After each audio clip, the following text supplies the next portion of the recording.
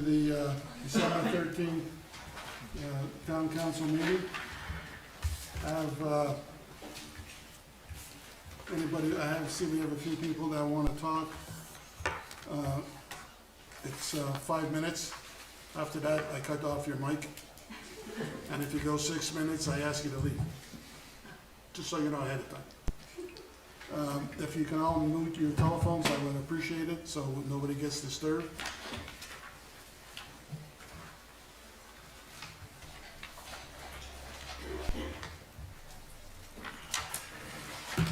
Okay, I need a call to order. Make a motion. We're gonna amend the agenda. I need a motion to amend the agenda. So moved. All in favor? Aye. Thank you. I have an announcement to make. We have a council member, Erin Gagne, that resigned from her position on the council due to personal reasons. So we'll be, at this point, running with 4. And hopefully the future, she has a great future. I see her bending over there. And Aaron, if you can come up, we'll have a nice presentation for you. Something I wanted to do. I know you wanted to be up in front of the public, Yeah. and if you want, you can wave to the camera. Right up They're all there. over. We'll talk about it. This, Aaron, is in recognition and grateful appreciation for the devotion to the town of Beech Mountain and all your dedicated service to us. And on my behalf, and I'm sure on behalf of the rest of the council, Yes, sir. we're sorry to see you leave, because I think you were a great asset to us, even though sometimes we didn't agree, but that's fine. That's what we're all here about. That's what it's all about? Correct. Thank you.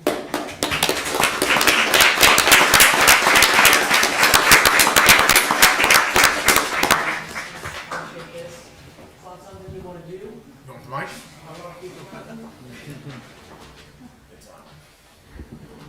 It's different from this view, that's for sure. You know, it gets a little lonely living in a 3,400 square foot house alone. And sometimes life throws you curves and changes. And so when you get those unexpected changes, you've got to make tough decisions that are the best for you. So right now, the best thing was for me to put my house up for sale and buy a lovely home in Crooked Creek down in Banner Elk. I'm right on the park. It's half the size of the house that I just sold, and there's plenty of room for my 2 Shih Tzus and I. And I'm close enough to the mountain that I can come up and still teach exercise classes at the club. I can come by and abuse the council anytime I want, and still volunteer if they need any help. I'm not that far away. So I just would ask everyone in the town to support the council and realize that it's so difficult to sit in these seats sometimes, and support your town manager because they truly love the town, as do I. Thank you. Thank you.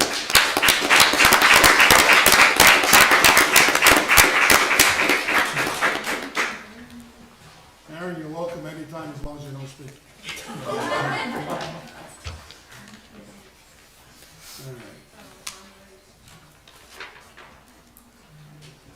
Mr. Safeway?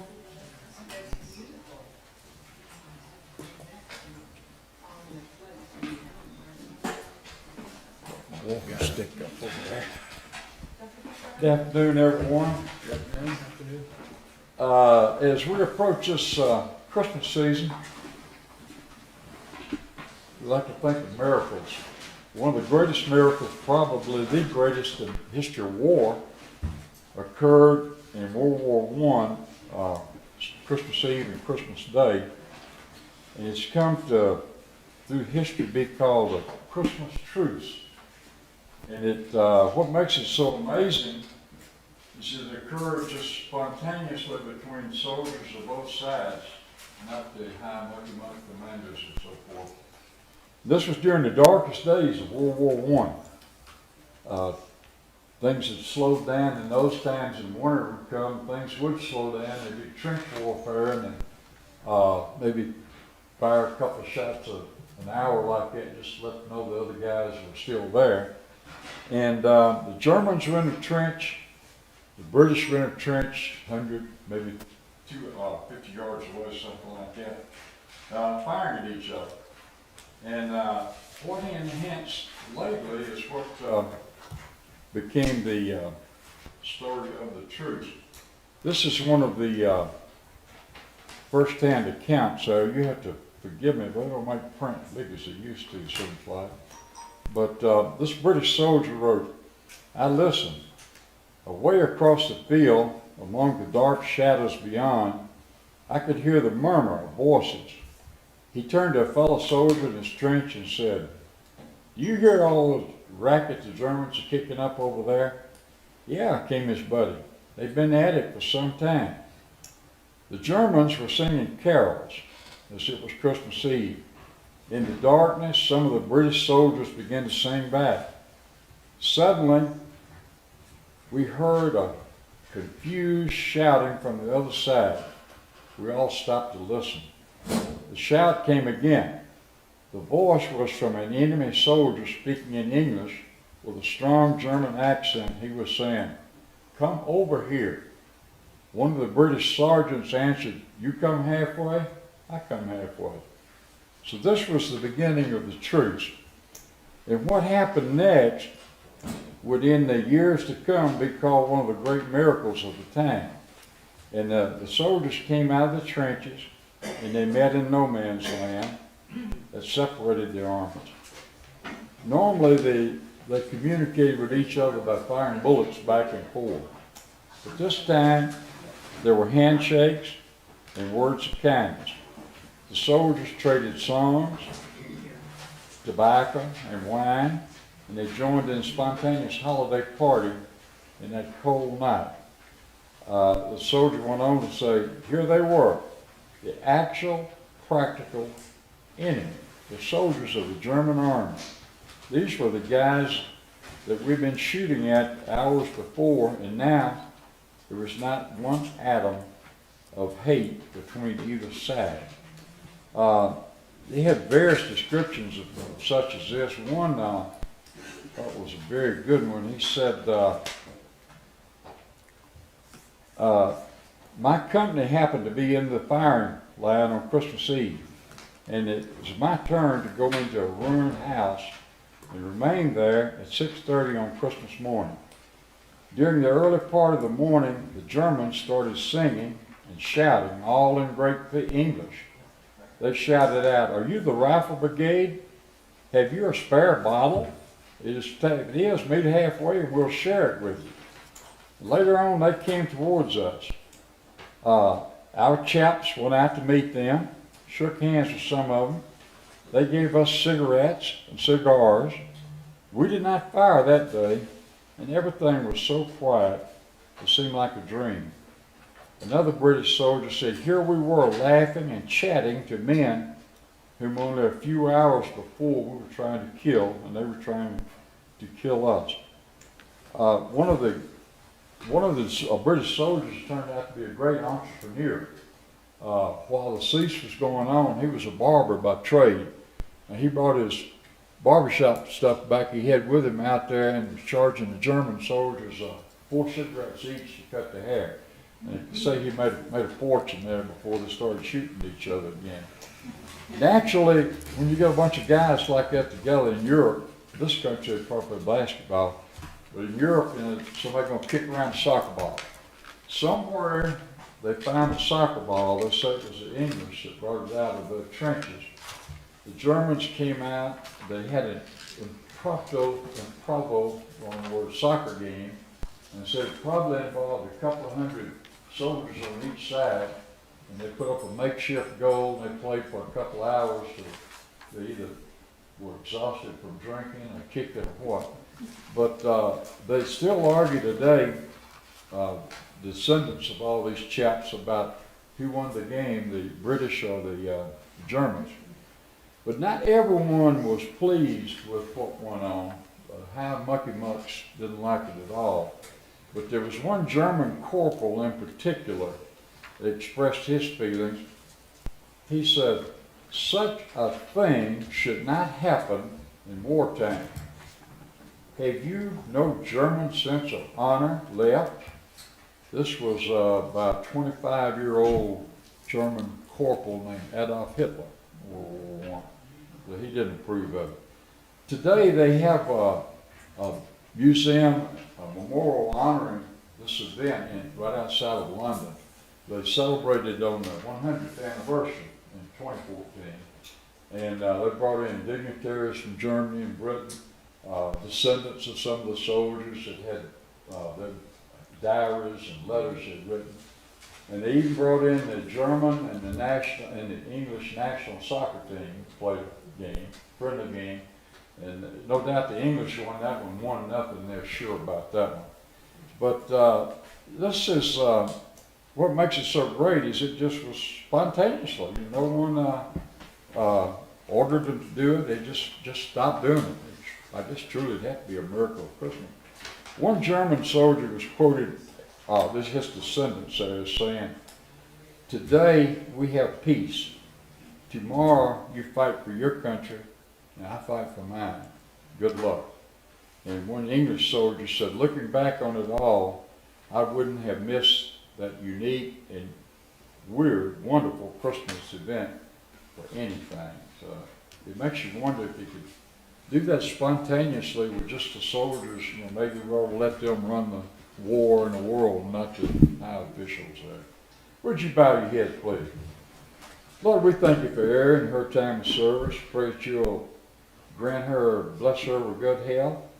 We ask, Lord, that you bless with Joe, our president, Roy, our governor, Barry, our mayor, Bob, our county manager, all our town council.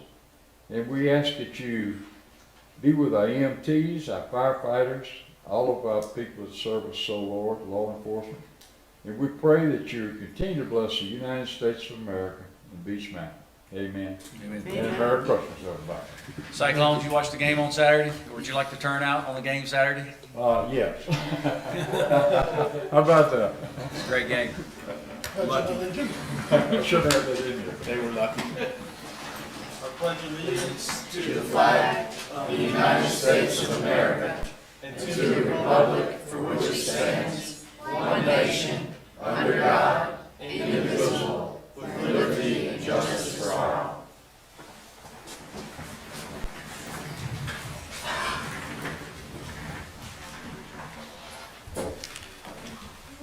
Bill Bennett, public comments. That's a hard act to follow. And I remember my daddy saying, after he fought for 3.5 years in World War II, that the German men wanted to live just as bad as he did. So that was a thing. I am here about an issue that I'll cover really quickly and get it over with. I've been on Beach Mountain since 1976. And in one form or another, I've worked at the resort, all around, wherever, whatever. Wilson King and Charlie Burleson went to Riley and got the TDA tax set up. And at that time, it was Wilson, and he still has all the paperwork and everything. He signed a promise that 100% of every dime collected would go into promoting and advertising Beach Mountain.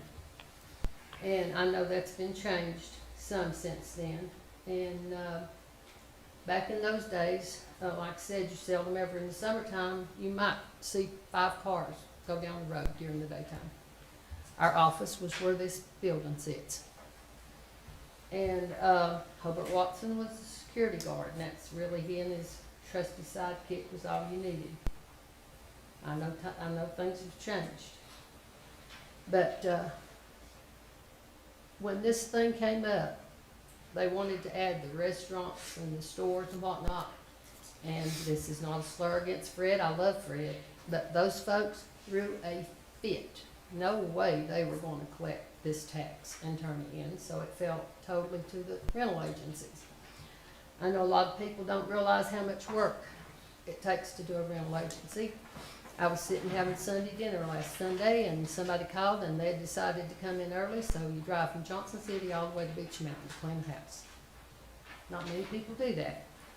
I don't know of anybody, any other business on this mountain that works as hard, no business that works as hard, except maybe some of the lift operators or some of those folks out there in the cold and whatnot.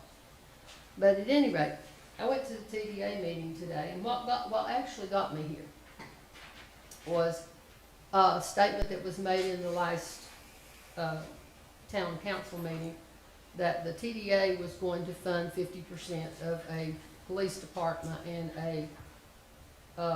an addition to the TDA building. I know a lot of people don't realize it. It's on, the TDA building is on the Beach Mountain asset rolls, but TDA is actually who built that building. And anything they added to it would obviously be at their thing too. And then today at the TDA meeting, I heard a statement that I probably got more upset over, and I should have, and it said, that statement was, well, this is not, speaking of the TDA, this is not our money anyway, really. Who does anybody think this money belongs to? First of all, we earned it. Myself, the self-renters, over at Charlie's office, the few rental agencies that are left, we earn that money, and God help us if we're one day late paying that tax. It's a hard job to collect it up. It's a hard job to keep up with it, make sure you pay it and do the honest thing. And I went back and I just sat down with Wilson and we went back over this thing. It is the town council, which I appreciate the town council. I really appreciate the town manager. And it's your responsibility to put the TDA board members in place, no doubt about it. But at the end of the day, ever how that money's spent falls on their shoulders, and they're who's gonna answer for it. I had asked Steve, I just met Steve today, he's been excellent at providing anything I ask. I started with 3 years back. I'm going through all the records just to, and unfortunately I got type A flu, and that knocked the wind out of my sails a little bit. But this thing has moved to a 66-33 split. You can, 33%, if you can reach in and say, hey, that's a capital project. But even if it's a capital project, it's got to be a capital project that brings people to it. This thing was to bring visitors to Beach Mountain. Sledding Hill, great, but I can almost promise you that probably 20 to 30% of the people who use the Sledding Hill are locals. People come up from Beach Mountain. I have people come up from Lisbeth. None of them's gonna spend the night. I don't begrudge them that, so don't think that for a second. But the whole thing is at what point do you decide something's a capital project and something that is there to actually advertise? And what I have seen so far is this money, there got to be a lot of money sitting there, and it became a slush fund. And it looks to me like, and I'll report back on this later when I get all the data together, that the council has actually been directing the TDA directors on how to spend their money. And that's not how it's supposed to be. The council, like I said, they have the right to appoint the directors, whoever they are, but the directors are bound. Ma'am, your 5 minutes are up. Okay. And so I'll finish this by saying that I will finish it. I will be back, Lord willing, and at the end of the day, we'll see how it falls out. But y'all need to start thinking about that. Thank you. Identify yourself. Belle Bennett. Oh, I'm sorry, Belle Bennett. And your address. 405 Beach Mountain Parkway. Thank you. Vicki Shields. Shields. That's me. Name. Up here, man. Are you to discuss the We'll put you on. Actually, Michael is the president of the board. I'm here on, for new business 7.5, the Mariah Circle dumpster location POA request. She's with Henderson Property Management, is our property manager. I understand, but are we talking, do you want to talk about the Do you have subject a now? I'm happy, I'd like to wait until we discuss it, if I can have an opportunity to speak then. Well, just remember, there's no discussion when we do this, you might as well discuss it now. Okay, I'm happy to discuss it now. Because once we get into the voting of it, there's no back and forth. Okay, understood, my apologies. I was under the impression that my time to speak would come during the matter, so thank you for clarifying that. You got 1 minute, Has my time started? you got 5 minutes. Thank you very much. So, just to highlight the issue, Can you say your name? yes, my name is Michael Franz. I'm here as the president of the Mariah North 4 Condo Association. So the issue has arisen in that, and I'll go over some prepared remarks in a moment, but we started to build dumpster enclosure improvements on town property based on the verbal approval we had, and so that's what's bringing us here before. So let's go over my prepared remarks. So we were working with the town to build a dumpster enclosure and locate our dumpster in accordance with the new solid waste ordinance from last year. Pursuant to the ordinance, it requires we have a dumpster and an enclosure and an approval of the location of the dumpster by the Director of Public Works. This ordinance does not require that the dumpster be on land owned or controlled by the owner. The ordinance doesn't say that. And it doesn't require any kind of written approval, just approval of the Public Works Director. And the ordinance, on its face does not say that it requires any other approvals either, just the Public Works Director. On October 21st, Brian O'Connor, who is the president of the Mariah 3 Condo Association, all of which are different associations up on Mariah Circle, met with Public Works Director Daniel Davis to look at dumpster locations. Brian's represented to me that on that date, Daniel Davis gave a verbal approval to put a dumpster at the Mariah Circle turn. And under the ordinance, as written, we had no reason to doubt Mr. Davis's authority or ability to approve that dumpster location. This understanding was the understanding of Mr. Davis's authority was furthered by was enforced by the fact that when Henderson Property Management called to pull permits for the building of the enclosure and the dumpster, the town said that it did not require a permit approval process for building of enclosure improvements and the dumpster. And so with that, we had no reason whatsoever to doubt Mr. Davis's approval of the Mariah Circle turn. I believe someone at Henderson Property spoke to a Michael Holland with the town. So based on that and in reliance on that verbal approval, we spent approximately $14,654 of a $20,000 project for the dumpster enclosure in order for it to meet Beech Mountain's requirements for an enclosure. And at that point, after the $14,654 was spent, we received a stop work order from the city telling us that we did not have the right to be there, which was contrary to the verbal approval. So now for the town to come back and say that approval was insufficient, even though by all means under the statute it appeared it was sufficient. If we remove those improvements, as we've been requested to do, we lose the $14,654 we've put into it, and we have to spend an additional $4,930 to remove the improvements and restore the Mariah Circle turn. And so that would cause an unnecessary hardship to us to have to go ahead and remove all those improvements when we were acting in reliance on that verbal approval. In the agenda packet, there were 2 objection letters from the owners of 203 and 205 North Pinnacle Bridge.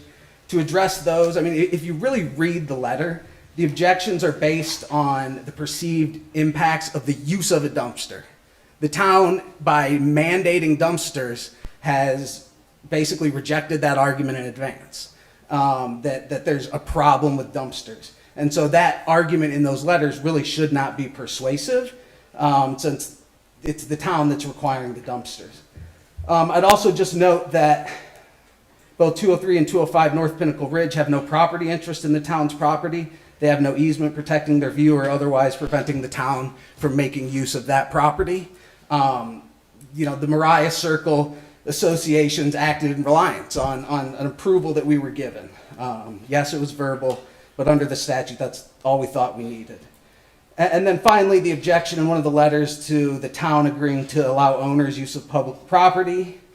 That's just not consistent with the precedent of Beech Mountain. If you look in your recorded documents, there's numerous accounts of the town granting owners drain field easements, sewer easements. I believe there's easements you've granted the ski resort to place encroachments in the right of way. You also have, instances and variances from the zoning ordinance where you've made exceptions for unnecessary hardship. And it goes both ways. You can also see instances where owners have granted the town rights to use their property for hiking trails, to access the sledding hill, to maintain and repair it. Time is up. Thank you. So with that, we would just ask that you allow us to come to some sort of term and arrangement to leave the improvements in place. Thank you. Okay, thank you. Janet Greer?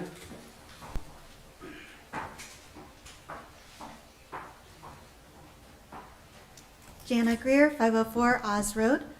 Carrie McMichael could not be in attendance today. She is out of town, so she wrote a letter that I'm going to read for you. Carrie McMichael, 710 Pine Ridge Road. A resolution is presented today to grant Beech Mountain local control to regulate residential dwelling appearances. This action would be in lieu of North Carolina Building Code for single and double family dwellings. The adoption of this resolution by the NC legislator would allow for the building design elements of residences located within the town to be regulated at the discretion of the town council. Building design elements include exterior building color, type of style of exterior cladding material, style of materials of roof structures or porches, exterior non-structural architectural ornamentation, location or architectural styling of windows and doors, including garage doors, the number and types of rooms, and interior layout of rooms. The stated reasoning is to curb modernist designs and bright colors as they are incompatible with Beech Mountain aesthetic. Residences on the ridgelines are more visible from greater distances in the state, and that the desire to curb the cost of housing would not be adversely affected by this resolution. Miami is an example of this resolution that is in poor taste, has a look of ignorance and insulting. What is our design aesthetic and who has decided it? Previous an incorporation of Beech Mountain over 40 years ago. Everything was owned by Carolina Caribbean, and they made the decisions as they were building the properties. They then created a giant HOA to support all of the new development. When the corporation went bankrupt, the town and community were left to set things in order. Many developments divided and recreated their own associations. Many others did not. Our town had to scramble to put things in place to preserve the infrastructure and business of our town. Our town council is seeking to create an HOA over the town of Beech Mountain. Many residents are associated with an HOA on the mountain. Other residents are not.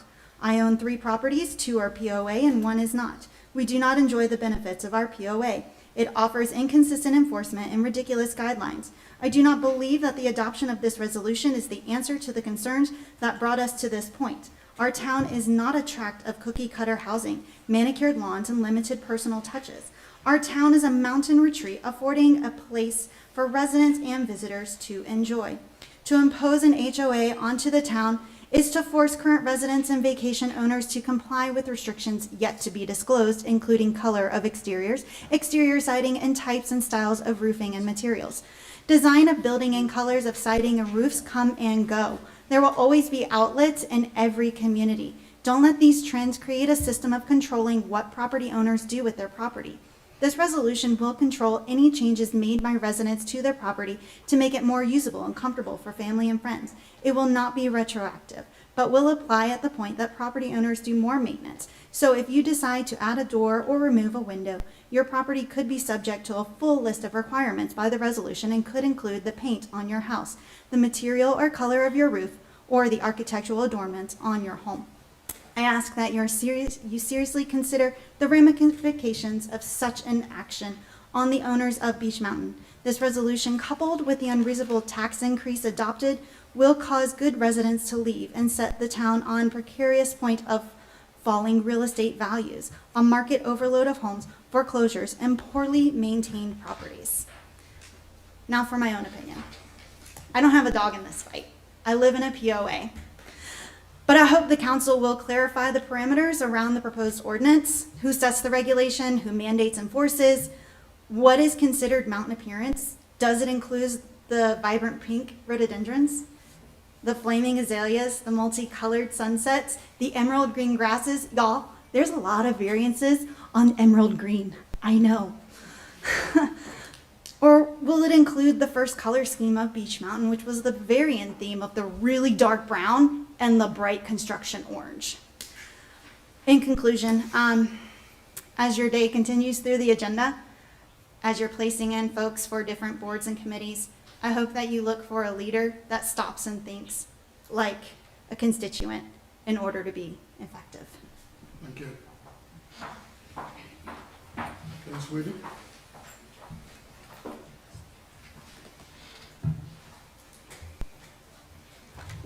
Your name and address, please. Sure. Ben Swadley, 207 North Pinnacle Ridge Road. It's interesting. Every time I come here, I learn something new. It's great. I really like the opening. It made me think about this year, and it's been really interesting. I think in a lot of ways. I take a step back and I look at Beech Mountain. We've only lived here for 4 years, but I love it. My kids love it. My family loves it. We're excited to be here. I wanted to compliment the town on every year a great job doing landscaping in the summers. It looks beautiful for our guests and for our residents. I love driving on the street on July afternoon and seeing how beautiful the grass looks and the flowers that are out and the decorations that are put up. I know sometimes the decorations can be a little on the edge maybe, but I definitely appreciate them when our guests come through, both for our family or for our rental property. We get lots of compliments on the beauty of Beech Mountain and sometimes the quirkiness of it, which I think is really unique. I had the privilege of serving on the Rec Advisory Board this last year. It was a fantastic opportunity for me. I'm a mountain biker. We moved here to expose our kids to the wonder and the beauty that we have here on Beech Mountain. So being an active part of that was very special to me.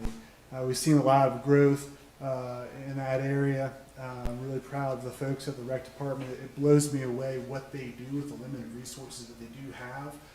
I think a lot of times we look at a budget for a town, maybe the first thing that gets the red line is the rec budget. I plead with you, do not do that. If anything, I would say we need more.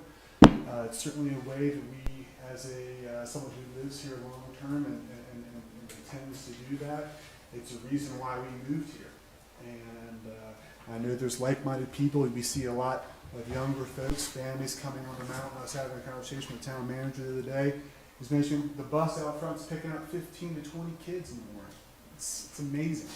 When I moved here, I thought I was the youngest person here. And I was very happy to find out not to be the case, right? Yeah. One of the things that I've been really talking to the rec board members is closing the gap, right? Which rec departments across the country always work in the red, right? They're not money makers. It's always going to be an expense. But anything that we can do to close that gap between the money that we're burning and the money we're bringing in, that's only going to make it more successful in the long run. I've seen Sean and the folks raise the rates for the memberships at Buckeye. I've seen them start charging reasonable fees for some of the events. We do have plenty of free events still out there, which is certainly a benefit to our residents at Beech Mountain and our guests.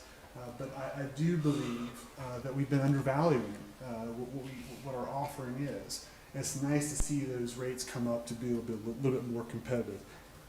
Again, working towards closing that gap. I think we need to continue to reinvest in the infrastructure of the town. We've seen a lot of that here. Certainly the time that I've been here, a lot of work done for public works. We have a new restroom at Lake Coffee, of course, new sledding hill, bathroom there. I think those are all amazing amenities and perks that we've added in, both for our folks who live here and the folks that come to visit. I want us to see, to please continue to do that. Obviously, reinvest in recreation. We have guests at our rental property that come up for the exclusive reason of hiking, biking, skiing, climbing, kayaking, all of the wonderful things we have right here at our fingertips. Let's use those assets to our advantage. And some of that, yes, unfortunately, is an investment in something that is maybe not going to pay back a return directly in funds. We've seen unprecedented growth and equity here in Beech Mountain in the last 3 years. It's amazing. I don't think any of us could have predicted that. Of course, there's silver linings to that. I think that being in a resort town, we are vulnerable to price fluctuations. People that have second homes, third homes, fourth homes, those are the ones that go first, right? When the economy tanks, they sell those assets first. So that makes us particularly vulnerable. I believe that by reinvesting in our town, we're going to help insulate ourselves and protect ourselves as much as we can from those market swings. Let's enjoy the highs and let's minimize the lows. It'd be wonderful, I think, from a business perspective, to see the restaurants stay open for 10 months, 11 months, 12 months, because they have the business to drive that, right? It is our short-term. Time is up. Is that, okay, sorry. Can you cut the mic? I can say one more thing? One more thing, quick. One more thing. I did want to say thank you to the folks around the stable here. It's been a tough year, you know. I'm not a big social media person. I did go back a few months ago and take a look at some comments over the summer, and it was disheartening to hear the things that people were saying. I don't agree with every decision that the folks at this table have made, and I won't agree with every decision you make. But I do believe you're doing your best. I do believe you're trying. And you're trying to do what's best for Beech Mountain. And I thank you for it. Thank you. Thank you, Ben. Any motion for the consent agenda? Motion. All in favor? Aye. Okay, new business. Resolution for control of the design of residential structure. I'd like to go first, May. Any comments? Go ahead. I found this similar to what happened in October with the businesses. Government overreach, in my view. I'm more in favor of enforcing the rules we already have than adding more regulations to the town. What other towns have adopted this resolution, and who came up with this idea? Because I know nobody else. I agree. Is Preston here to No, I can answer. explain? This is Okay. Yeah, this came from the town of Sugar Mountain. Yes, sir. Went through Banner Elk and Beech Mountain, and they sent a letter and asked us to consider it. This past summer, we've had a number of complaints from our residents about, in their opinion, inappropriate buildings that have been constructed. Metal sheds with windows, metal garages, things like that.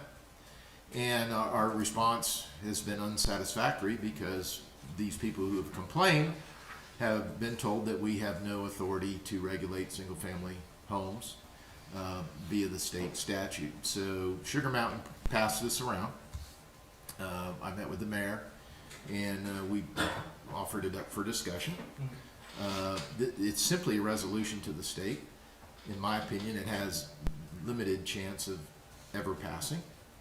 But it is an attempt to have some local control in the town on what can be built. And if you're one of the residents who lives next door to the metal shed with windows, you probably support this. This isn't an ordinance, as you know. This doesn't set any criteria, as you know. This simply asks the state to give the town local control. Town of Banner Where does Elk that chose control not to do it. go? Who makes those decisions You on would, those? you would, assuming that the state changed 160D and allowed local control of single-family residence by the town, you would then go and draft ordinances, go through the planning board. There's a whole process that we would go through to take input from the public and develop an ordinance that would address that. Okay, We're nowhere near that. okay. This is simply asking the state legislature to amend the law to allow you to have that ability to have local control. Did Sugar Mountain? They passed it. Banner Elk chose not to. I'm against it, for what it's We'll worth. take a vote. Okay. We haven't voted yet. In case you didn't hear me. How's the pizza business? There's one no. I think this doesn't, yeah, it doesn't cover anything, and it just kind of, There is to no- me, all we're doing is throwing We're not actually doing anything, we're just asking Yeah, the state we're- to, well, correct. Mr. Abernathy? Well, I gave, No vote. I mean, We this haven't is a, voted yet. this is a pretty big deal. And again, I feel for the neighbors that do have metal sheds and aesthetics that really don't meet a standard. And you could say, well, what is that standard? Well, I mean, it's very subjective. Everyone's standards are gonna be different. But, you know, if you got a pink house versus, you know, a nice cedar look, I'd say that that's not subjective, you know, the pink house or orange house doesn't look appropriate and doesn't fit. And, you know, I don't know if anyone that would actually paint a pink house here on Beach well, Mountain. there's so pink houses. That's probably a moot point. But I get both sides of this, but I think that we do need some local control. And I don't think that, you know, with the current council members and our past council members, I don't see that they're gonna do anything that's really gonna be provocative. And I'm in favor of this resolution. And again, it's not, regardless if it'll pass or not with the General Assembly, I do think that it would be in the best interest of our town and our neighbors to support it. Yeah, but where do you draw the line? I mean, that's where Town of Beach Mountain sits, reading through this, there's no, That would be left up there's to, no line. I understand. That So, would be left I up to mean, if future you council. decide to put it in planning board or whatever, then, Council still. then you can draw a line, but right now, it's just what I see. I don't see a line About here. when, What do you think? so if you build a new house, you don't have to submit a paint color? Because I did for the business. Is that No, only for the business? commercial, we have controls in commercial in our zoning regulations. The state does not allow the town to have any local control over single-family homes. They have to meet the building code. So if it meets the building code, it's permittable. Well, how do we have control over like a trailer, like a mobile home? A mobile home is a zoning district, and that's controlled through the zoning code. But modulars and metal sheds with windows, I have to keep saying that because that's the one that has filed the most complaints with us, meets the building code, and we do not have the legislative authority to regulate those. This resolution is not setting any standard. It's simply asking the state to allow us local control. Yes, sir. And at that point, again, that's when you set the standards and the community sets the standards as opposed to no standards.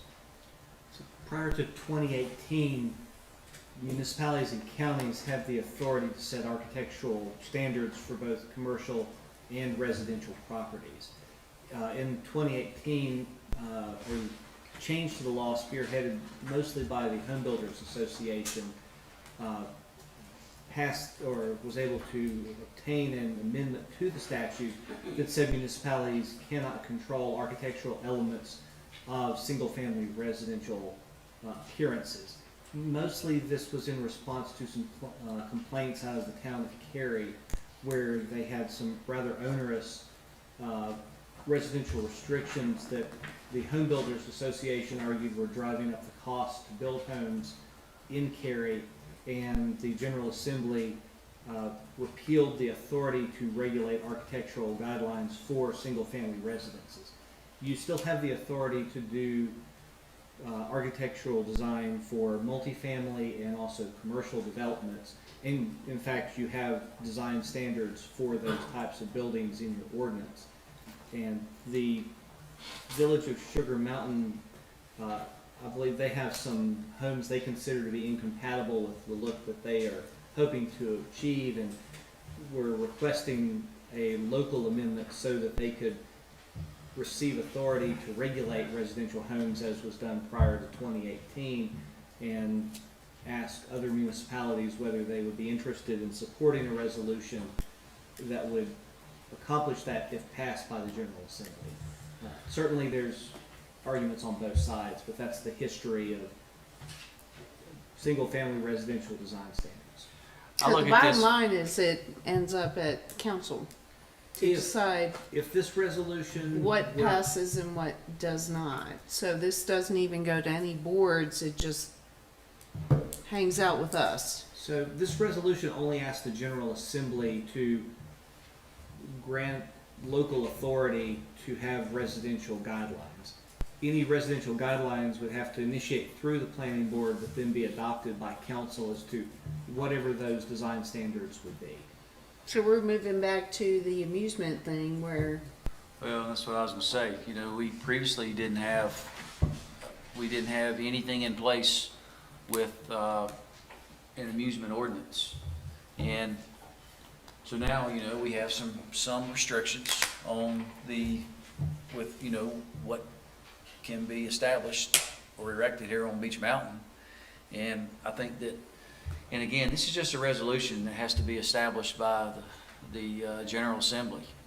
And I think this goes, correct me if I'm wrong, or you disagree, that this resolution would run parallel with the amusement ordinance. And, you know, I think it's a double-edged sword. I see the pros and cons, but I think we need to protect the assets of our neighbors. So you currently do have the authority to regulate commercial and amusements. That's And that doesn't work very well. that's allowed by Look at statute. cats. I had to spend a fortune to make mine look good. That guy gets the spray paint his metal roof. what about grandfathering in? So anything pre-existing, of course, would be grandfathered in. Okay. There's a property right that would need to be respected for anything that was grandfathered in. And, you know, as far as, I don't have a position one way or the other. I simply to draft whatever you folks instruct me to draft. All right, let's take a vote. Kelly? Um, I can table, I don't have to take any vote. I'm thinking we should wait, and I just don't think this is written right. I don't feel comfortable with what's sitting here. So if you ask me, I'm a no on this one. Okay, I'm in favor of it. obviously you're a no, and I'm a no, so we'll just let it go. So it's a 3-1 vote on a no. Okay, you're up. Financial statement. The good news. Now comes the fun stuff. That's right, here's the fun stuff. Cindy Randolph with C. Randolph CPA. I'm the financial auditor for the town. I would first like to thank the town council, Mayor Bob, Steve, and his staff for allowing us to do the audit again this year. It's always a pleasure to work with Steve and Bob and the staff, especially this year because the police department acquired an ice cream machine. So that was our snack in the afternoon, is when they were making ice cream. They come down, come on girls, y'all need to come and get ice cream. I was like, are you serious? Anyway, that was a good treat for us. You're lucky, I've been trying to get one for 2 months. That's right. I guess all of you do have an audit. I did kind of make it look a little better by putting tabs in this year. I think that added to it a little bit. The audit has been submitted to the Local Government Commission, and it has been accepted by the Local Government Commission. I did issue an unmodified opinion, which is the normal type of opinion you'd want in an audit of your financial statements. The town did have a yellow book audit, which means they received state funding in excess of $300,000. Now, part of the Yellow Book audit is we still have to do some compliance testing on those grants that you received. And as a result of that, we had no non-compliance within those grants. Also, there were no significant deficiencies or material weaknesses noted within the internal controls or the grant funding this year. Now, I'm going to hit a few points from the financial statements. We won't actually go through those, but I'm going to hit a few high points here. The town's unassigned fund balance for the general fund was $6,069,960, which was an increase of $789,255 from the previous year. Unassigned fund balance represents 68% of your general fund expenditures for the fiscal year. Now, fund balance available for appropriation is an important reserve for local governments to provide cash flow during periods of either declining revenues or unforeseen expenditures that have arisen. The town at June 30th, 2022 had 68.11% fund balance available. Now, the local government commission, some people, I've done this for 30-some years, and some people go back to say, well, the local government commission says we've got to have 8% of fund balance. That's a myth. They've changed that. Local government commission has now come in there and they take units similar size to Beach, and they come up with an average of what that fund balance available should be. And that's June 30th, 2022, the local government commission with units your size, 63%, and you guys had 68.11%, which is above that average. That's great. So I want to clarify that. So we're at 68 cents in a town that's comparable to our size. The average The average. is 63%. And I you thought the got, average was like 30% Percent. for What'd I the say? municipalities. it's based on your general, it's based on your expenditures. So if you look, I've got it here. Well, I thought I brought it, yeah. So if you look here, general fund, the minimum threshold is, okay, the minimum threshold is 34% is what you're talking about, Kelly. Now, for units, the average of similar units this size is 63%. Okay, the minimum threshold is 34%. And then what's the high? That's what the local government commission has said based on your general fund expenditures. Okay, the minimum threshold fund balance is 34%. Now, units that are your size, the local government commission has come out and said the average of units your size is 63%. Right. You're at 68.11, so you're above the average. Okay. But the minimum is 34 for a unit your size. With a town our size, you said the average was 63%. Yes. Do you have the numbers on what the low side is and what the high side is, by any chance? Or just a roundabout estimation? The low, well, they don't give me that. 38 to 40%? It's all based on your total expenditures that you've spent for the year. So it can go as low as 25% based on your number of expenditures. Let me see, your general fund minimum threshold, that's below $100 million. So, yeah, what they're saying here is the minimum's 34, but the average for a unit your size, which they're looking at the general fund expenditures, is 63%. I don't know the low side. And where are we now? I'm sorry. 68.11. Great, thanks. So you're above that average for a size, for a unit your size. And like I say, the minimum's 34, so you're well above the minimum. Current property tax collection percentage at June 30th, 2022 was 98.96%. That's very good. I think the state average, because I've got to go give another board presentation, and the state average was like 98.11. So you're above that. General fund revenues increased $763,234.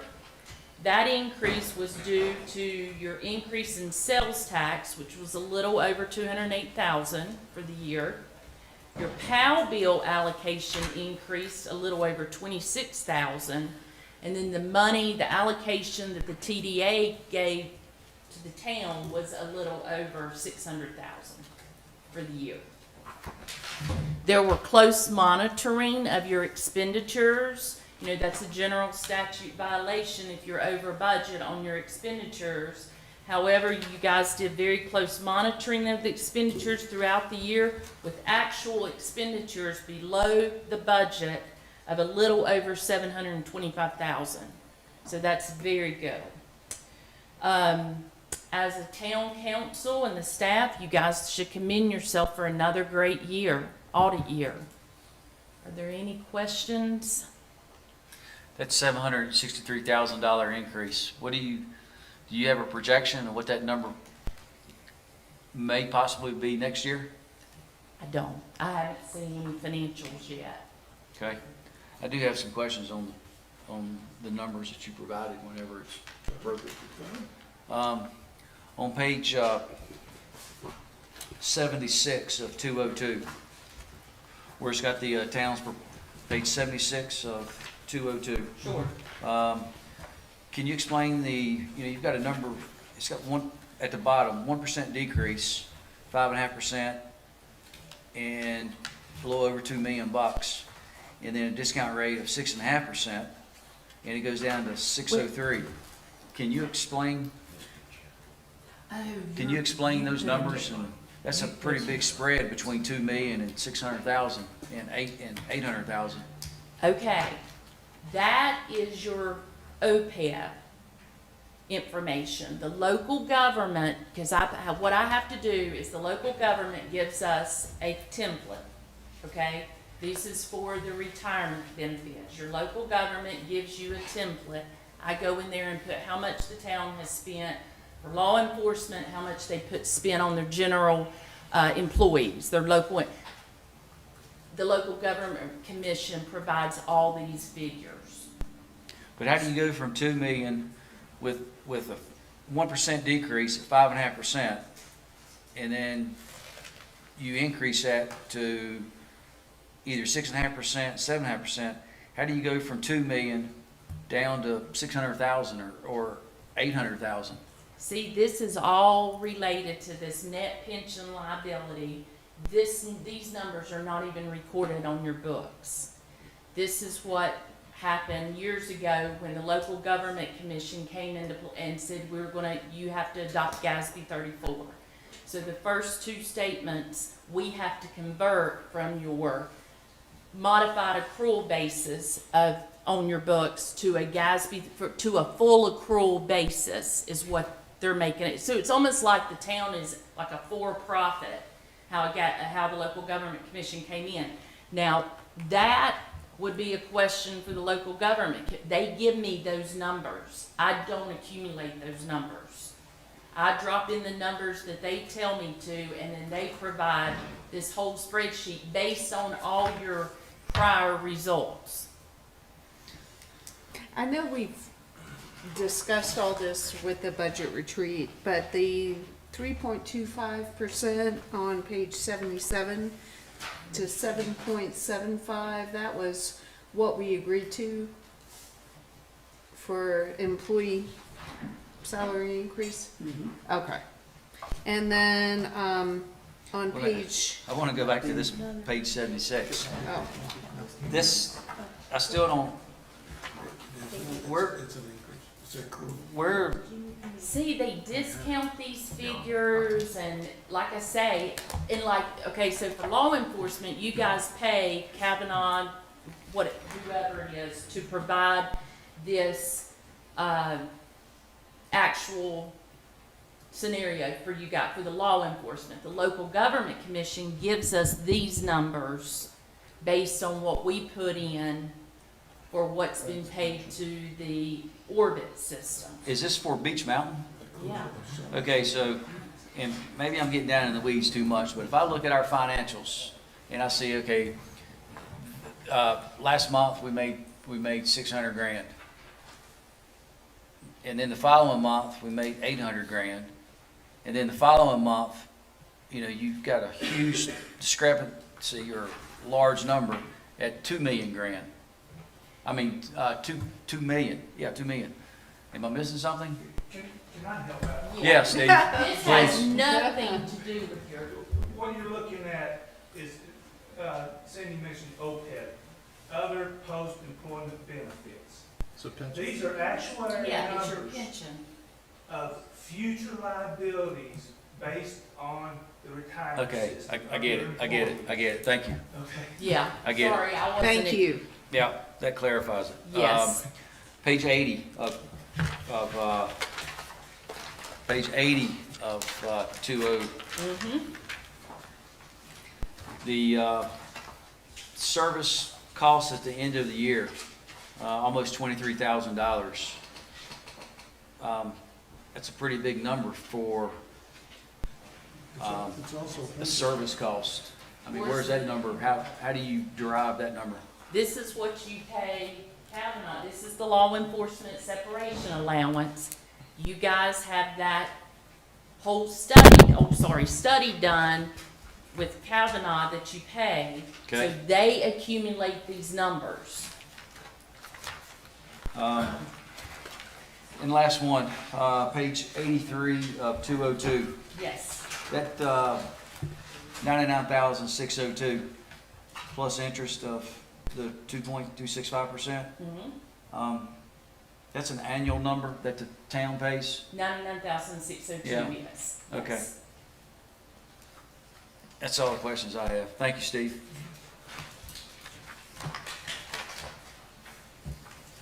Any other questions? Okay, need a motion to accept the financial statement? Make a motion. I didn't mean to All in favor? Thank you very much. Thank you. It's a big number.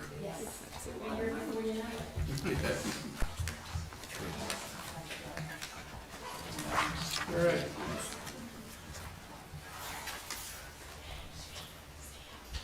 The consulting proposal from Aggregate. I need any discussion? It's open for discussion. I had asked before, just to clarify where the money is coming from as per the budget. So I just want clarification on that for people to know. We are going to use the Source Water Development Fund. That's at $7 per month. It's on the water bill. And that has been funding our design professionals, professional consultants. That's where that funding comes from. Perfect. Thank you.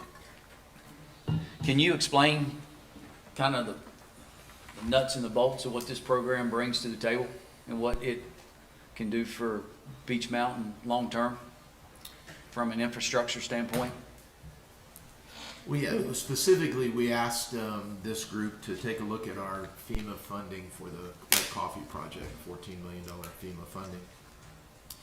And as you know, we filed the BRIC grant some months ago, and we were really pumped up with the state said, you know, you ranked 3 in the state and everything's looking good. And then we waited and we got the denial from the federal government, and it was obvious we didn't know how to play the game. We had a great proposal, but we didn't get it in front of the right people. So we've reapplied for another go-round of federal funding, as well as a Jobs Investment Act funding of $14 million. And we've got a solid proposal, and the state again has said, you know, hey, this looks really good. We're going to move this up the chain. What we lack, and what I put in my memo to you, is we lack the expertise. I don't have the expertise. My staff doesn't have the expertise. We don't have the horsepower to know who to call, how to get this in front of the right people, the decision makers. So we went out and sought a consultant and negotiated a per hour rate, similar to an attorney. And in this case, I asked for a not to exceed rate because we didn't want an open-ended contract for consulting that just, you know, went on and on and on. So that's the proposal you see in there in the packet. Quite frankly, it's in 3 phases. They're going to identify additional funding sources for the town. This is grant funding. This isn't bond funding. This isn't revolving loan funding. This is grant funding. You know, every dollar we get in grants is a dollar we don't have to pay out of taxes. So number one, they're going to identify additional funding mechanisms. They're going to assist us in reviewing our applications to make sure we are doing it correctly. They're not writing the grant. And then, more importantly, the 3rd phase is they call it liaison. They're going to take our application on behalf of the town, and they're going to get it to the right people. And hopefully we get a more favorable response on some of this grants. As I've written to you, there are billions of dollars available in the federal government through FEMA that normally is being funneled through the states.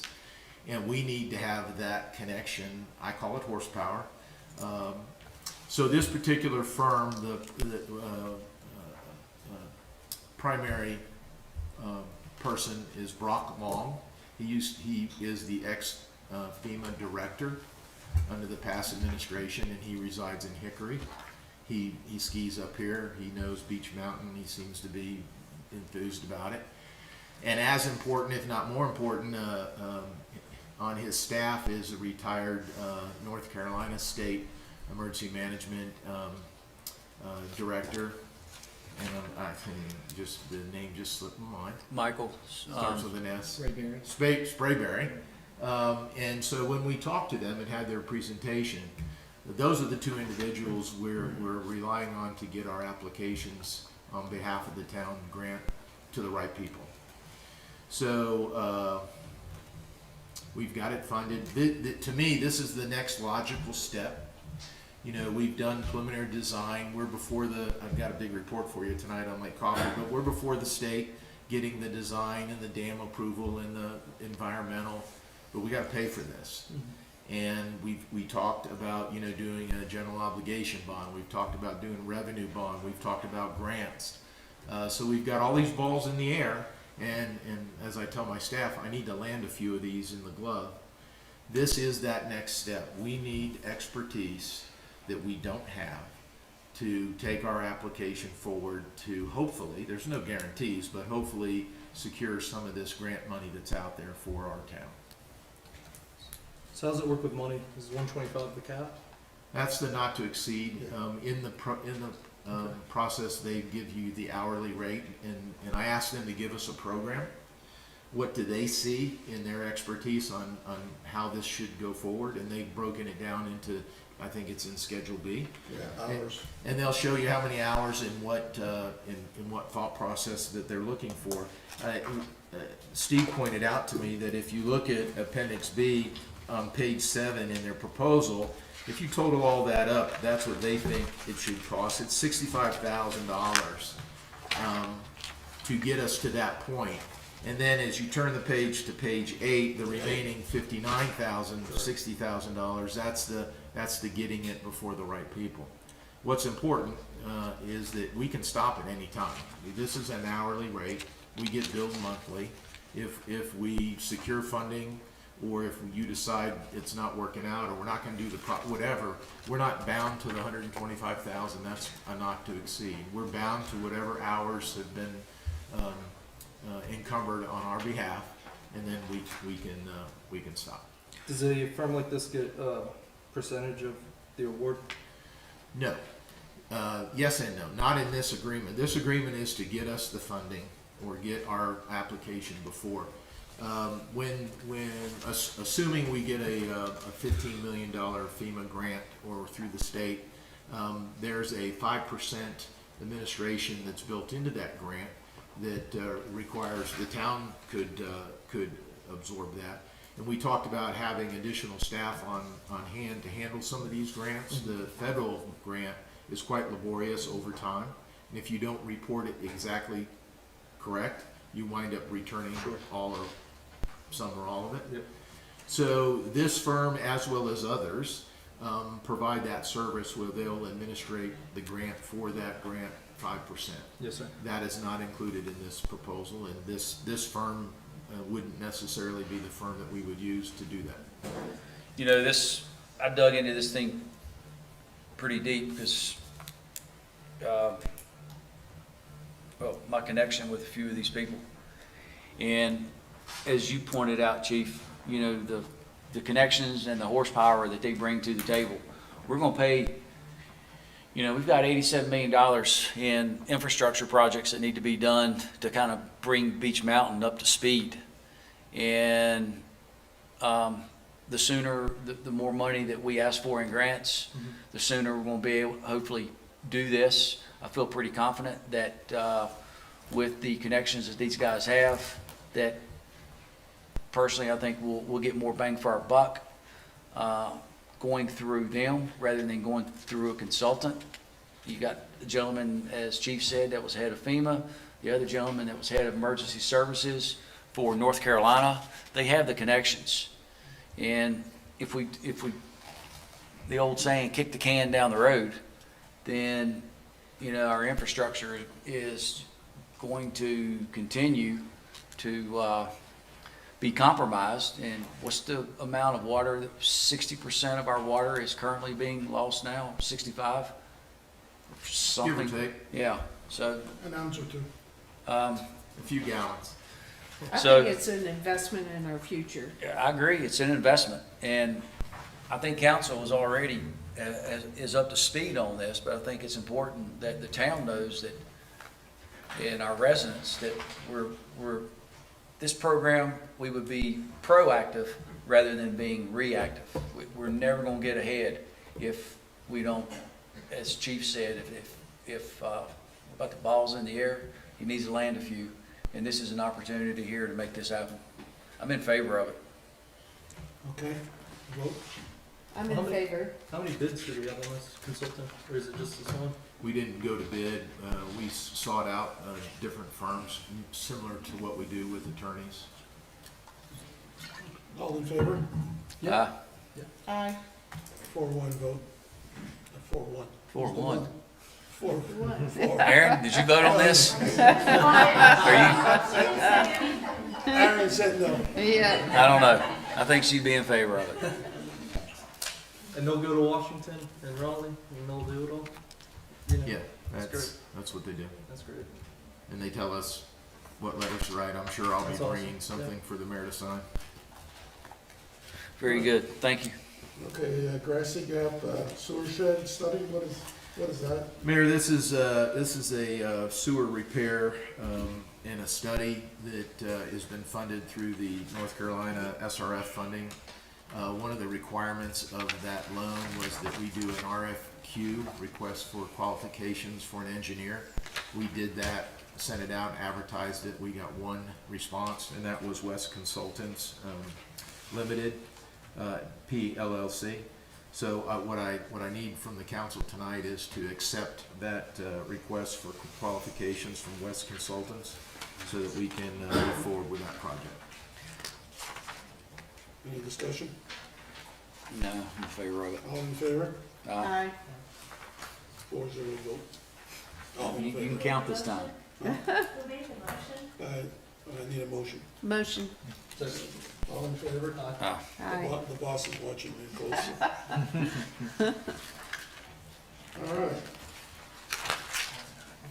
Now we got the Mariah Circle dumpster location.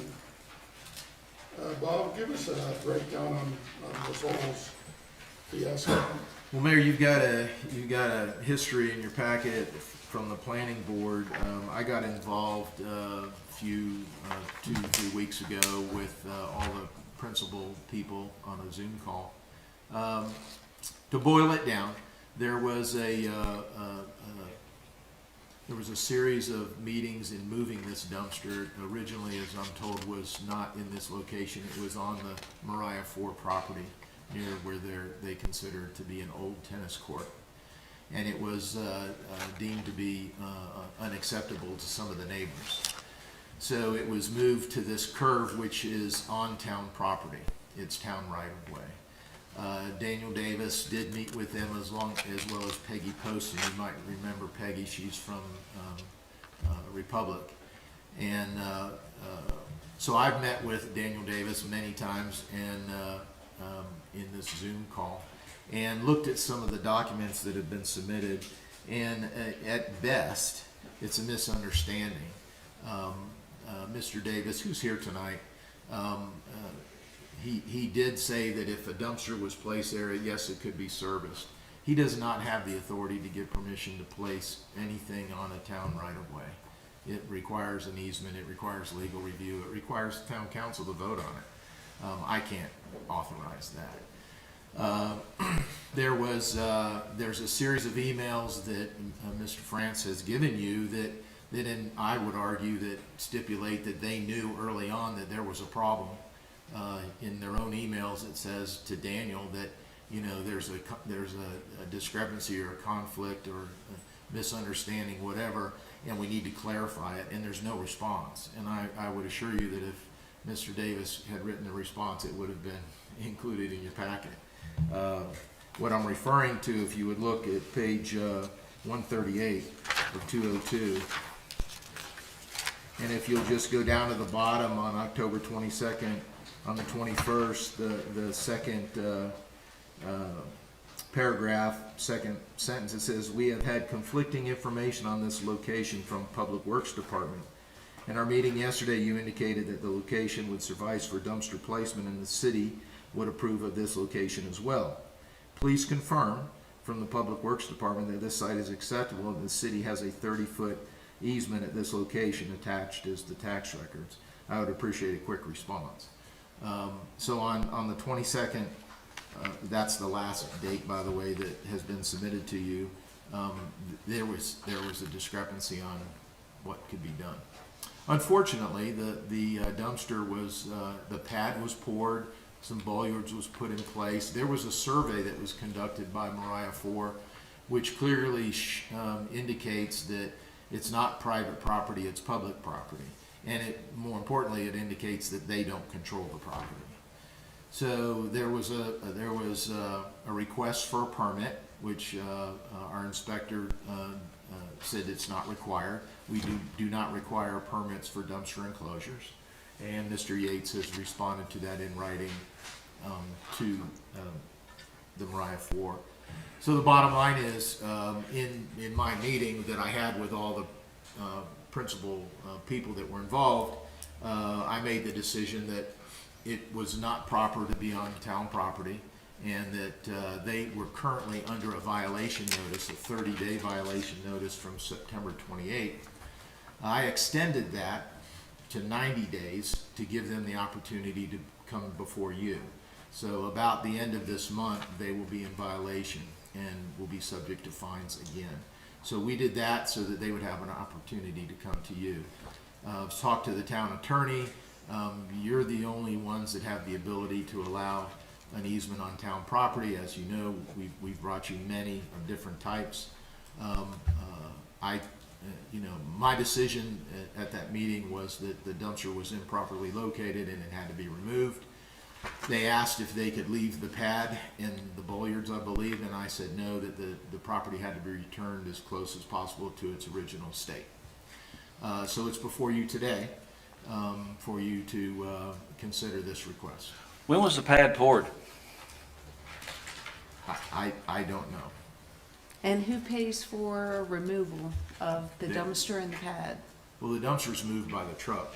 It could move today. Yeah, but the pad. The pad and would be the cost of whoever put it there. Okay, so that's not town So- business then to move any it's of it. my Okay. my position. It was improperly placed on town property, and it needs to be removed. Okay. For what's the liability of the town? Mr. Mayor, it is town property that we're discussing.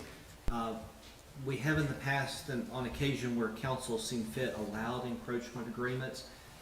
There are certain practical considerations such as the location, neighborhood, public health and safety, those kind of items. But the bottom line is it is a discretionary decision of the town whether to allow an encroachment within town property.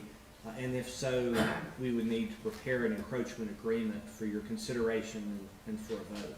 So it becomes a question of what council wishes to do and whether you deem this appropriate for an encroachment or whether you believe that would not be appropriate based on the circumstances.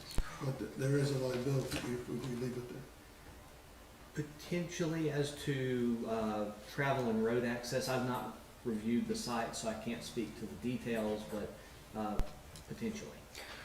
Was the pad poured after October the 22nd? Does anyone know? I don't know. Okay. Thank you. Councilman, I believe that it was, there was in our Zoom meeting, there was a claim that the dumpster and the pad had been put there for about 4 weeks prior to the notice. And the connotation was the town should have seen it and done something about it before they poured the pad. And I believe I responded that I wear many hats, but checking dumpster locations is not one.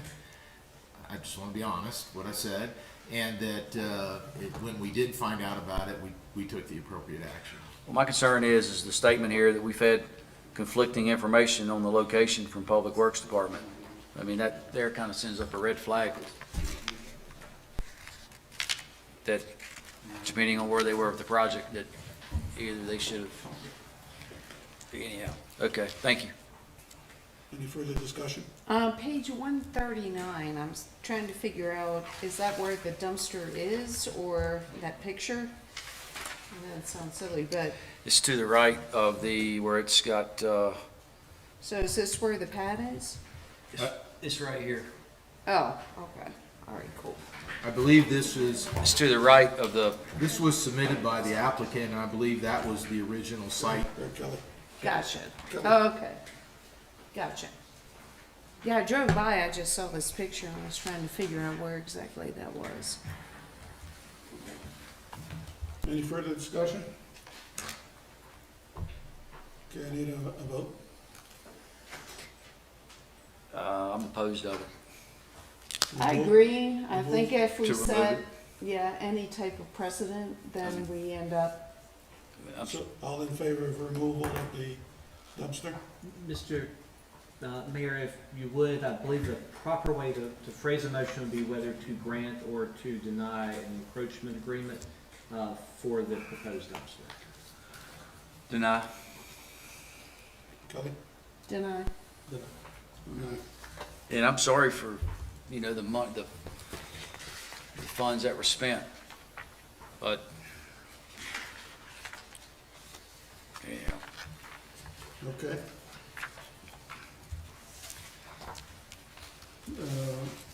On your, we have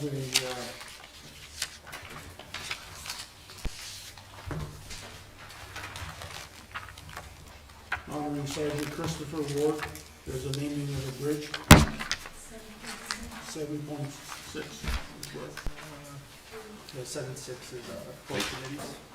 I'm sorry, You want me to make a motion? yeah, make a motion. So I'll make a Motion. motion to postpone that until January on the board and committees. Have a little more time to review the applications, if you guys are comfortable with that. I am. Yeah, that's great. So I'll make a motion. And I Second. actually just did receive another one, so you'll be getting more. That's fine. Thank you. Second. All in favor? Aye. Okay. You got a resolution to name a bridge after Christopher Ward. It's gonna be on the 321. And it's- Motion. And it's a marker E61. Make a motion, we accept it. All in favor? Absolutely. Aye. Yes, sir. Is that something the state is doing? Watauga County, Or the county? yes, Very nice. And, Where's the, I saw the address, but where is that? Bridge at? I'm not sure. Yeah, I wanna find out. It's at the intersection of, at the Watauga River, at Watauga River Road, the bridge across Oh, okay. 321. Oh, Just okay. before you get to Trash Can Falls. Yes, Oh, sir. wow, that's a good bridge. Would you notify us when they put the sign up? Absolutely. Thank you. Will they be doing anything for Mr. Fox or? My understanding is the county is waiting on Mr. Fox's father to select a location. Okay, And he has not done so at this time. okay. Okay, managers report?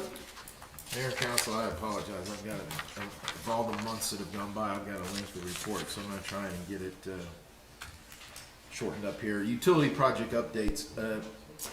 I talked about we've got so many balls in the air, we need to land a few. So the utility director, Daniel Davis, and our engineer, Benji from West Consultants, and I have put together a list, and I'll send it to you that updates you. But basically, we've got a number of projects that are in various stages of construction, design, funding, and I'll go over them real quickly. Water service line replacement, you may recall we had $1 million grant from the state.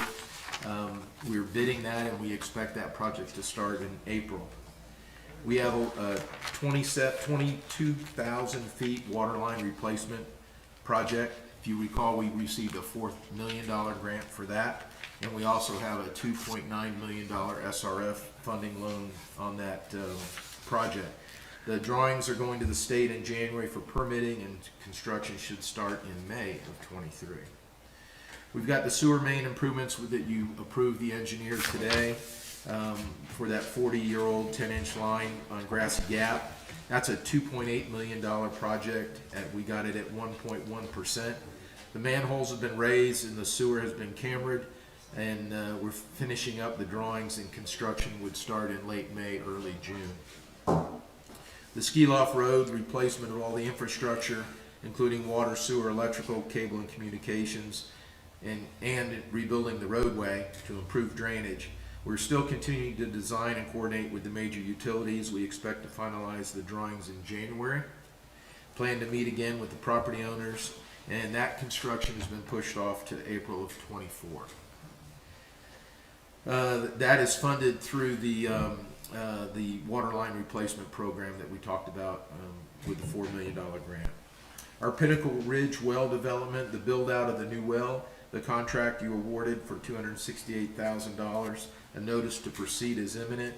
Construction is expected to begin in January, and that'll provide 100,000 gallons per day of potable drinking water. Lake Coffee, that's the 30 million gallon reservoir.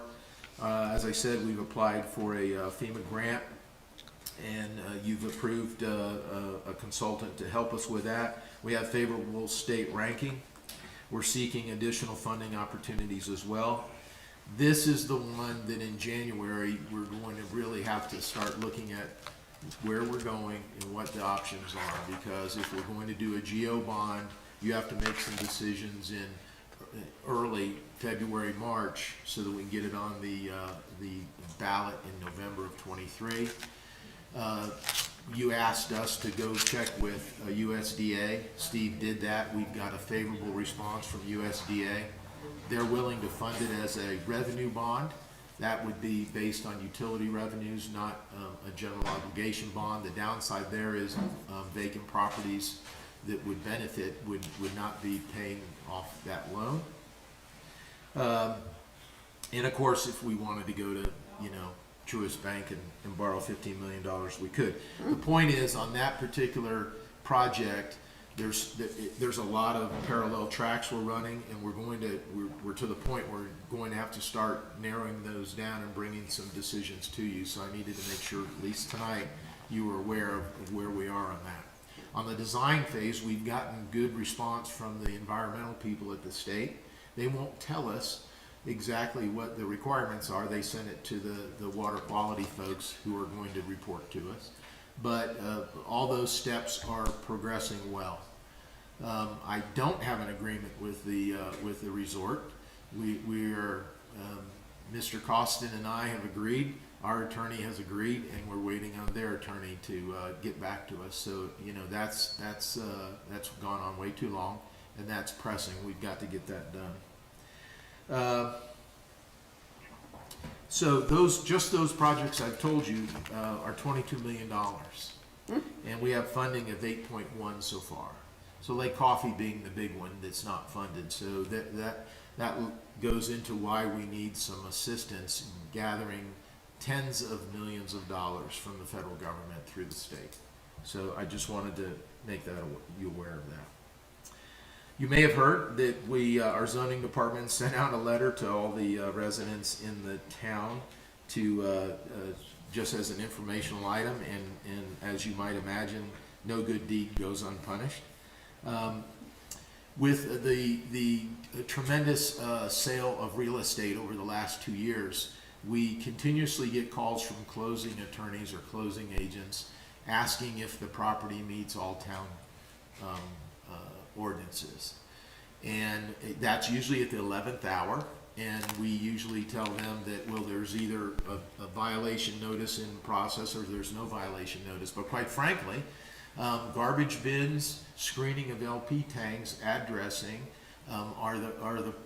and culverts are the primary violators, and it has been challenging for the closing agents to work through that. Can I just ask one quick question Sure. on that? There were a lot of residents that grandfathered their trash bins that were not part of that letter. So those that decided to get rid of their enclosures are still grandfathered.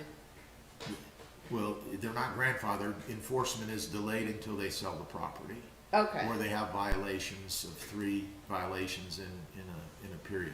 Okay, but That's those it. that came to town hall and signed the paper. They did, and that number is diminishing greatly because all these sales I'm talking about, those properties have fallen off that list. Okay. Eventually, that list will go away, and every property will meet the town ordinance. Okay. But that letter also spoke about LP tank screenings, culverts, and 911 numbers. So by far the biggest ones were the trash bins, and there are a lot of misunderstanding, a lot of people who thought they understood and didn't know, and so we've been sending out copies of the ordinance, and I've been on the phone educating some people. So that narrow window of opting out or delaying enforcement that you granted in 2021, that number is a finite number, and it has been declining as houses sell. Okay. And they are still not required to put in a bid. Eventually, everyone will comply with the town ordinance. So the town planning department has put together a code enforcement program, basically not only on those 4 items, but anything else that comes up. And they're now tracking that on their report. So if you look at your report in your monthly, from planning and zoning, your monthly report, you'll see it at the end. They'll show you code enforcement, and they'll show you how many code enforcement cases, violations are currently underway. So if you take a look at that. The Town Hall Visitor Center expansion, bids were received. They were much higher than what we had anticipated. Came in at $2,107,000. John Merritt and I met with the contractor to value engineer that. We reduced $226,000 from that, which it remains at $1,880,655. I will remind everybody this was in response to the plan to have a public safety building at $6 million, and we thought repurposing and rebuilding this piece of the town hall as well as the visitor center and combining those projects was a cost-effective way to go. It expands the visitor center to better meet the needs of the public, provides additional bathrooms, family bathrooms at the visitor center, provides additional office space at the visitor center and a shared conference facility. For town hall, it expands the spaces for the police department, relocates the planning and zoning department, removes the code review and drafting office from the kitchen, and makes major repairs to both facilities' roofs and infrastructure. I met with the TDA today. It did not go well. They tabled the matter until they can consult with their attorney. Some of the members even questioned if they committed to the project in the first place. So at this point, I don't have a recommendation to you. I would ask that you postpone, well, we're not going to bring you a recommendation until January, until the TDA decides what, if anything, they're going to do, and then I'll have a reasonable recommendation for town council. How much money's been spent on this project? We've spent $117,000 in design, engineering, and permitting. Did you do this under the pretense that TDA was going to contribute to this? Yeah, I was quite shocked today that the TDA took that position. The TDA, the director, the board has been on board through the whole process. They've seen the plans. They've had countless meetings. They budgeted the funds for 2 years. And so today to try to tell me that they don't remember ever approving it just kind of flew in the face of reality. And I shared that with them. How many board members said that? 4 of the 5. 4 of the 5? Yes, sir. But they don't recall? Well, it wasn't as clear as we don't recall. Yeah. It was like, I'm not sure we really approved that, and I'm not sure this. Because of the price now, or just? Well, Problem. I would have accepted it's too expensive, let's not do it, but that wasn't the argument. The argument was we didn't vote on this, we didn't approve it. It was quite distressing. So they tabled it to go to their attorney. I've reported to you that the TDA has hired their own attorney. Yes, sir, yeah, I remember. So I don't have a recommendation for you. I would just give you an update and tell you that possibly I'll bring it to you in January. Does TDA normally use Mr. Eggers? When there's, They have in the past, but it's not necessarily required. They are a separate entity, although you have the appointment power for the initial appointment for their terms. it's a little disappointing that the town spent $117,000 of taxpayers' dollars and we don't have may not have anything to show for it. Well, that's not a totally accurate statement. That's the total that's been spent, but the TDA has put funding into this project for 2 budget years. They have $275,000 budgeted this year that they haven't spent. They had $150,000 budgeted, which we did encumber. So and I'd have to check with Steve, but we've been sharing the costs. The agreement we had was a 50-50 split, so we've been sharing the costs for that design. So for me to imply that we have spent all of that as town money, I don't think that's correct. Have you seen the blueprints? No. They're worth checking. I mean, Yeah. I got a good idea of what's It's going good. where. Yeah, I mean, I'm in favor of it. So I'm in favor of not a 2.7. yeah, I agree with that. So TDA budgeted 275 in the past 2 years, 275, and what was the other number? They budgeted, last year they budgeted $150,000 for this project. Okay. And we encumbered that, correct, Steve? And then in this budget year, they have budgeted $275,000.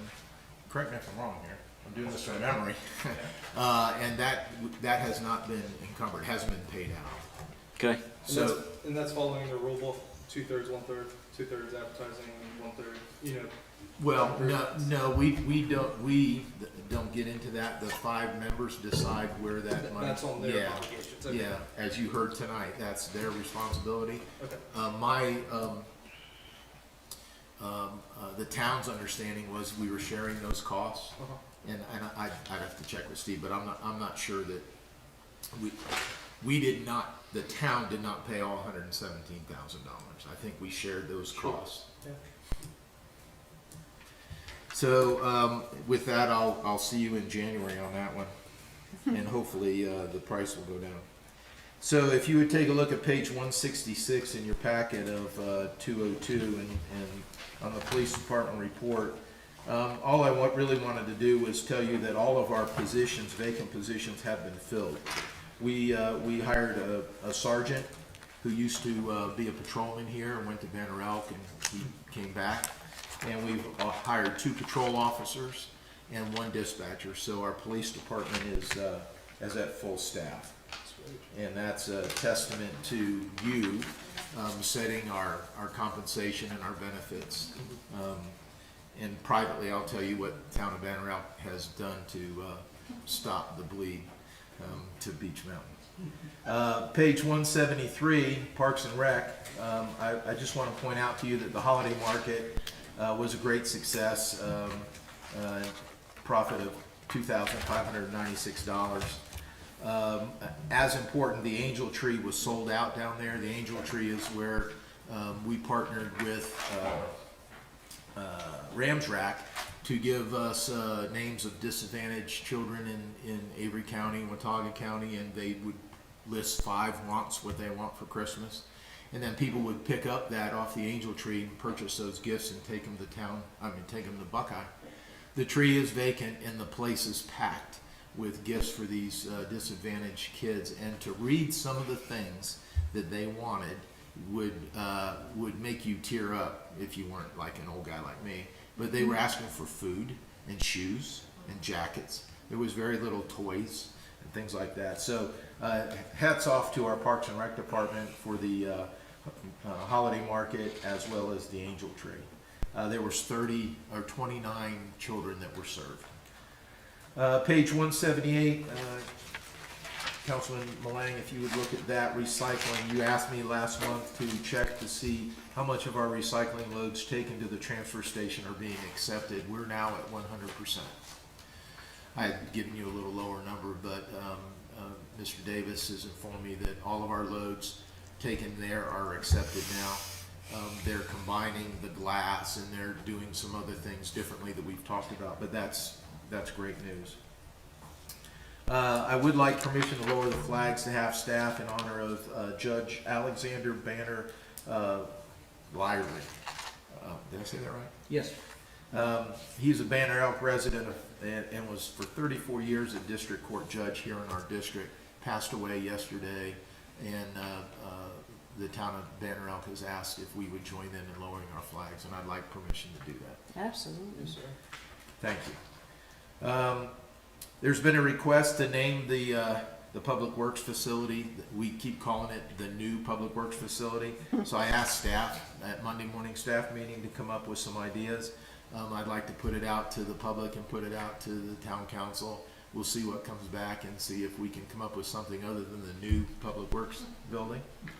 And the last thing I've got, Mayor and Council, is our Christmas parade is set for Thursday, December 22nd, starting at 4 o'clock at Fire Station 1. I've made a note here, snow or shine. The lineup will depend on the weather. Either a snowplow will begin the process or follow us up. So the theme is a very Merry Christmas. We talked about that last month. I handed out some bears. As important, the town hall will be converted into a Santa's workshop again this year. Open to all right after the parade. Free crafts, cookies, cocoa, and photos with Santa. Got any questions, call Parks and Rec. And we'd love to see everyone in the parade, snow or shine. You supply heaters? We will. We will. Hand warmers. Thank you, Mayor. Thank you. Town council comments? Kelly? You mentioned the parade. Looking forward to enjoying the parade with everyone. And other than that, I think the recycling thing is huge for us. I mean, to go from one extreme to the other, and I'm super proud to see that we're moving step forward in sustainability. That's it for me. Mr. Abernathy? I'd like to take a couple minutes to honor Chief Pudney for everything that he's done for our community, our visitors, the vision that he has with Beech Mountain, his commitment to the fire department, his commitment to EMT. One of his prized charitable nonprofit organizations is Tunnels to Towers. If you don't know what that is, it's the director of, well, Tunnels to Towers was established after the attack on the Twin Towers, excuse me, and also Washington, D.C. And the director of Tunnels to Towers, his brother was a fireman, and he was killed. He perished on this day. So in honor of the of Chief's everything he's done, my family's donated $1,000 to Tunnels to Towers in honor of Chief Pudney. Thank you.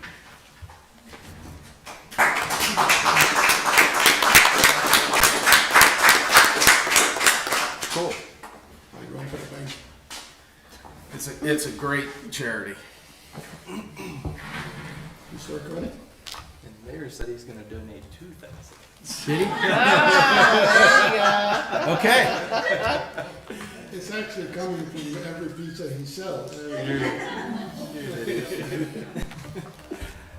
One, I want to thank Steve. He doesn't have an army of people getting that audit ready for Cindy. And every year, I know you go through a lot of paperwork, and we appreciate that. Second, we never thank Riley over there. He always controls everything, so I want to thank Riley on behalf of the council. I wanted to thank everyone who came out to the Friendsgiving fundraiser last month. It was our largest amount we've raised. It was over $5,000. That money went towards the fire department and the police department, and I wanted to thank anybody that was there. Councilman, we put that donation towards the EMS truck that No, we're fundraising that's really for. awesome. Thank you. So that's for where it sharing went. that news. Thank you. Yes, sir. And then lastly,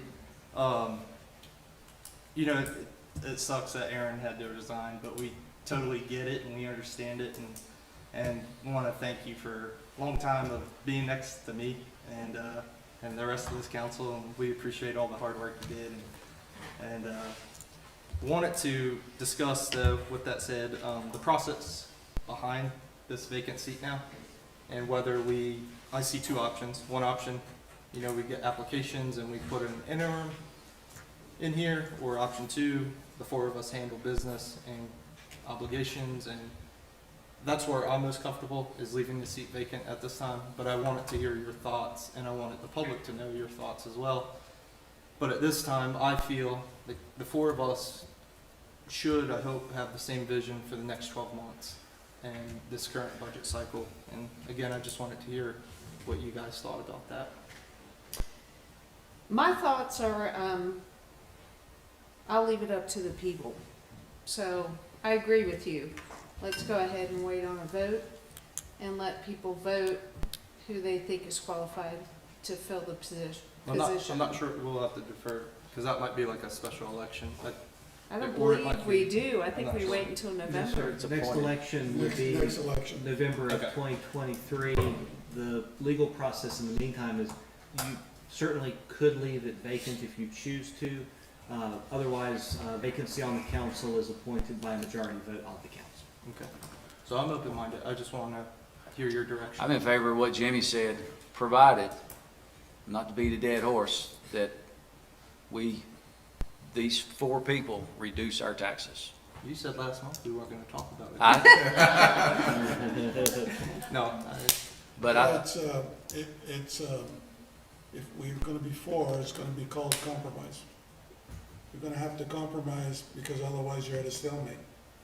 And if you're at a stalemate, you can talk taxes all you want, but it ain't gonna go anywhere. So the question is, you have to be able to compromise on all the different situations. I'm willing to compromise and do whatever's best for Beach Mountain. So I mean, we gotta think about the town and why we're here, and that's the whole point. yes, sir. So, I mean, at this point, I'd leave it at 4. I'm in favor of that. And we'll go with that at this point. Yes, sir. Thank you. And to carry on to what Jenny said, the only benefit of not having Aaron here tonight is we'll get out of here about 15 minutes early. Well, actually, I was gonna give her an opportunity for a closing argument. Oh. Those are all my comments. Thank you. Okay. Thank you, Jimmy. The only thing I have is I want to wish everybody a happy holidays, since we won't be seeing you until January. And also a happy Hanukkah, for that's coming up in another 2 weeks. And I'm sure we'll be able to work through all this. And when we get into the budget cycle, I'm sure we'll be able to work that out too. We're not taking questions. To you or to Bob? Is budget meetings public? Yes. Okay. And can we make sure we advertise that really heavily somehow? Yes, you approve the Maybe on calendar. a big flashing sign. And you say public, will they be recorded as well? If you desire that, sure. Yes, please. Yeah, I like to have them recorded.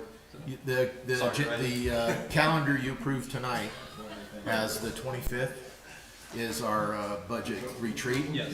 And with your permission, I'll have Chris May facilitate Yeah, that again, He's great. and we'll record that. And do we allow public comments at all? Not at the retreat. Okay. Is that something we should entertain, adding at the end of the meeting? Do what you want, I think. Okay. When we had, I'd like to see that. and I'm not for it or against it, but we had public comments last time. And, I think you invited people to say something if they wish. You were the only one who showed up. I was gonna say, but Sandy's comments, We need more. I mean, I think Jimmy's got a good idea. Maybe at the end of the meeting. I mean, it's not like we're Mecklenburg County, and I don't know what the procedure is. It's not like we're in Raleigh or Durham, and you know, if there are some constructive comments that can be made during our budget, Yes, sir. I'm not opposed to having someone interject their opinion, as long as you know it's not taking away what we're trying to do. Yes, sir. I agree. Okay, I need a motion to go into closed session. So Motion. All in favor? Aye.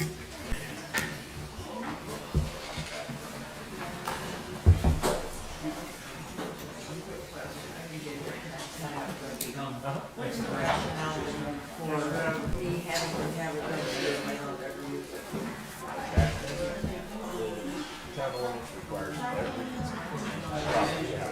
bin. These subjects to trash recycling system.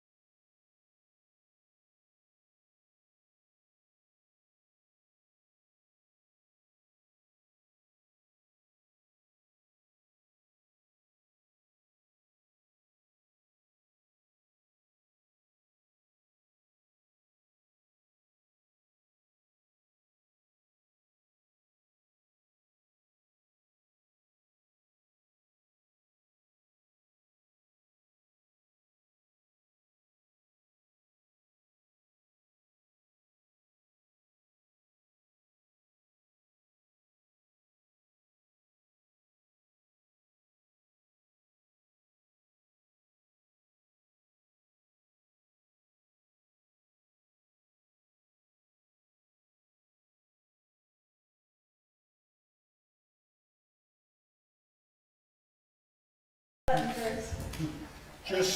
Just for the boards, if anybody can email me their nominations, and then we can talk about them. Yes, sir. If there's some that we don't agree with.